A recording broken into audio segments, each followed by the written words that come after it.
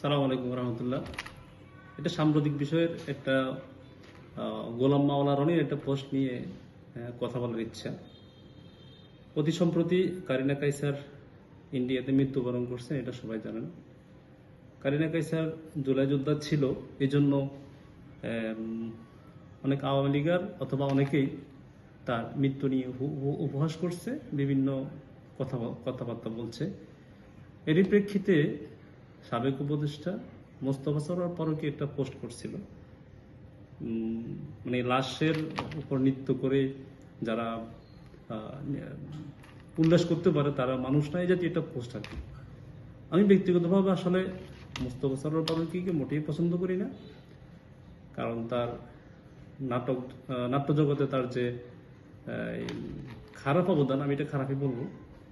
সমকামিতার বিষয়ে বাংলাদেশে তার একটা প্রভাব আছে, এই জন্য তাকে আমি অপছন্দ করি ব্যক্তিগতভাবে।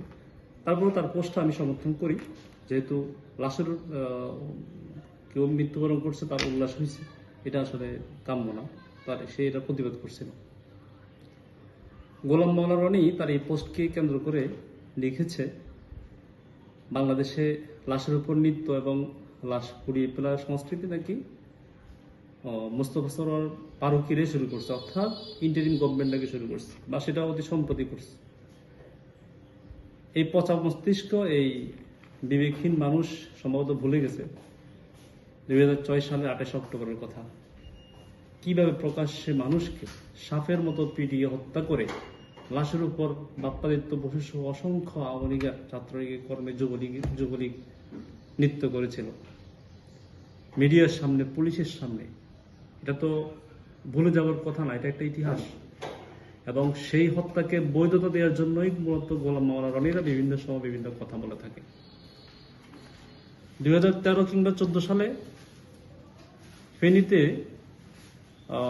ফুলগাজীর উপজেলার চেয়ারম্যান, ফুলগাজী পশুরামে একরাম, আওয়ামী লীগের আমলেই আওয়ামী লীগের উপজেলা চেয়ারম্যানকে প্রথমে গুলি করার পরে পুড়িয়ে হত্যা করা হয়েছিল।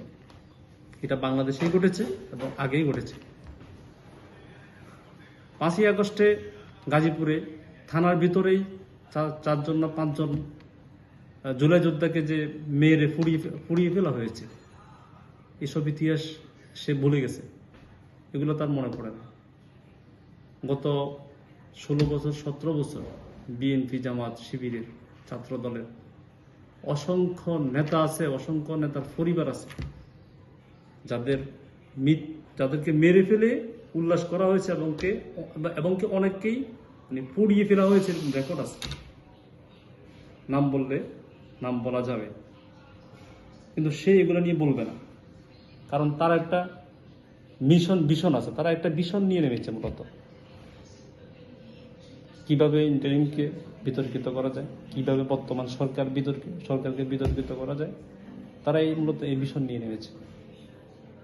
এদের একটা গ্যাং আছে, এরা একটা পুনর্গঠিত হচ্ছে। এরা কিভাবে মানে ফেসিবাদকে ফিরিয়ে আনবে এবং এখনকার কার্যক্রম সবকিছুকে মানে অবৈধ ঘোষণা করবে।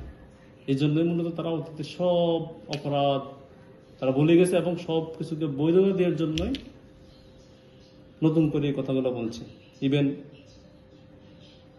শাপলা চত্বরের হত্যাকে তো এরা অনেক আগেই বৈধতা দিয়েছে।